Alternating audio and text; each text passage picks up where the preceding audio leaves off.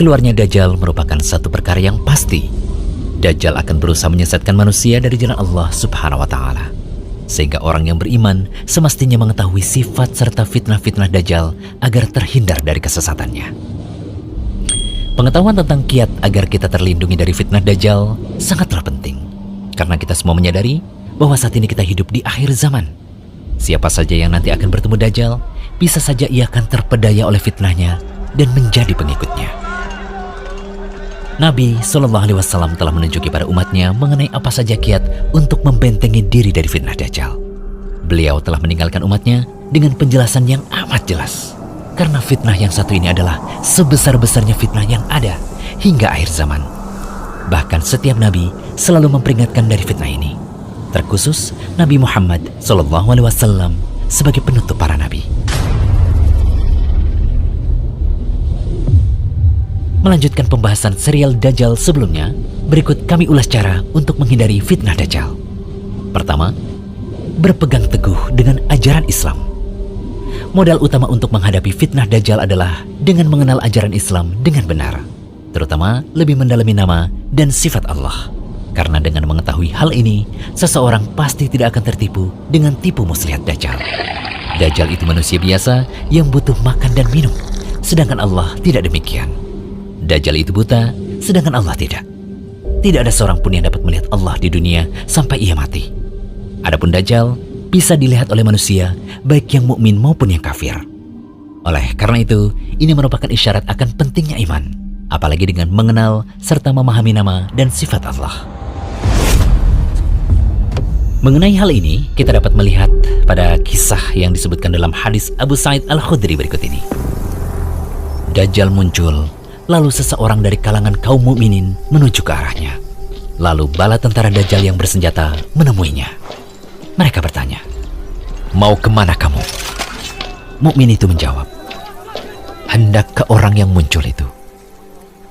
Mereka bertanya lagi, "Apa kamu tidak beriman kepada Tuhan kami?" Mukmin itu menjawab, "Rob kami tidaklah samar." Mereka berkata, "Bunuh dia." Lalu mereka saling berkata satu sama lain, "Bukankah Tuhan kita melarang untuk membunuh seseorang tanpa perintahnya?" Mereka membawanya menuju Dajjal. Saat orang mukmin melihatnya, ia berkata, "Wahai sekalian manusia, inilah Dajjal yang disebut oleh Rasulullah SAW." Lalu Dajjal memerintahkan orang itu untuk dibelah. Ia berkata, "Ambil dan belahlah dia." Lalu punggung dan perutnya pun dipenuhi pukulan. Kemudian Dajjal bertanya, "Apa kamu tidak beriman kepadaku?" Mukmin itu menjawab, "Kamu adalah Al-Masih, pendusta." Lalu Dajjal memerintahkannya untuk digergaji dari ujung kepala hingga pertengahan antara kedua kaki.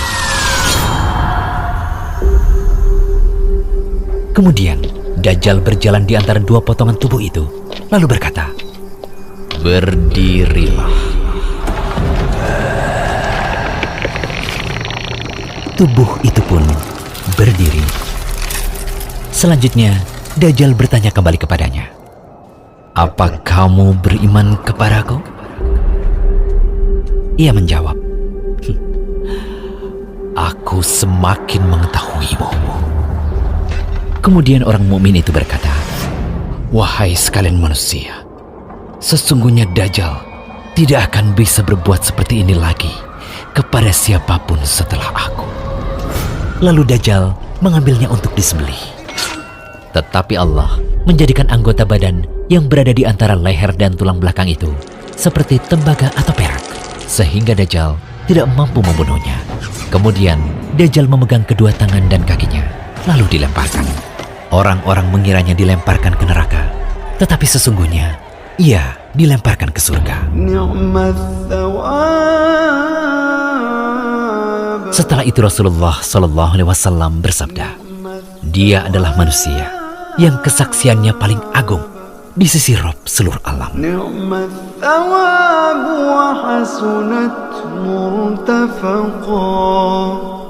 Kedua, berlindung pada Allah dari fitnah Dajjal, terkhusus dalam sholat.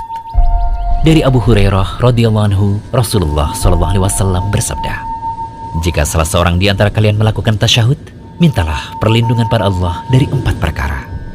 Allahumma inni a'udzubika min adzabi jahannam, wa min adzabil qabr, wa min fitnatil mahya wal mamat, wa min syarri fitnatil masihid dajjal." Ya Allah, aku meminta perlindungan padamu dari siksa jahanam, dari siksa kubur, dari fitnah hidup dan mati, dan dari kejelekan fitnah Al-Masih Ad-Dajjal.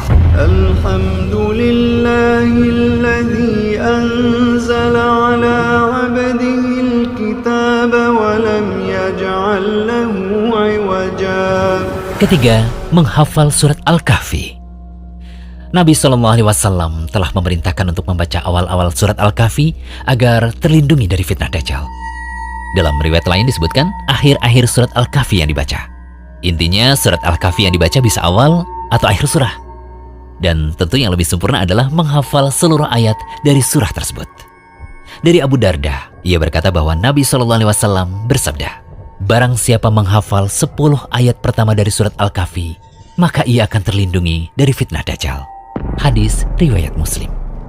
Dari An-Nawas bin Sam'an, ia berkata bahwa Rasulullah SAW bersabda, "Barang siapa di antara kalian mendapati zamannya Dajjal, bacalah awal-awal surat Al-Kahfi." Hadis riwayat Muslim. Dalam hadis lain juga disebutkan dari Abu Darda, ia berkata bahwa Nabi SAW bersabda, "Barang siapa membaca 10 ayat terakhir dari surat Al-Kahfi, maka ia akan terlindungi dari fitnah Dajjal." Hajjaj berkata, barang siapa membaca 10 ayat terakhir dari surat Al-Kahfi. Hadis riwayat Ahmad. Syekh Shu'aib Al-Arnaud mengatakan bahwa hadis ini sahih.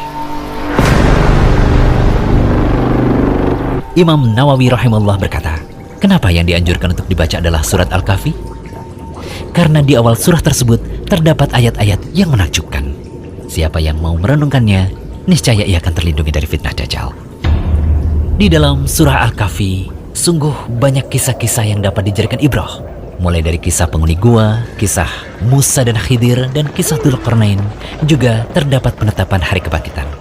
Oleh karena itu, sudah sepantasnya surat ini dibaca, difahami maknanya, dan lebih baik lagi dihafalkan. Keempat, menjauh dari Dajjal. Saat Dajjal keluar, jangan sesekali mencoba mendekat, meski kita memandang ilmu dan iman sudah dirasa cukup.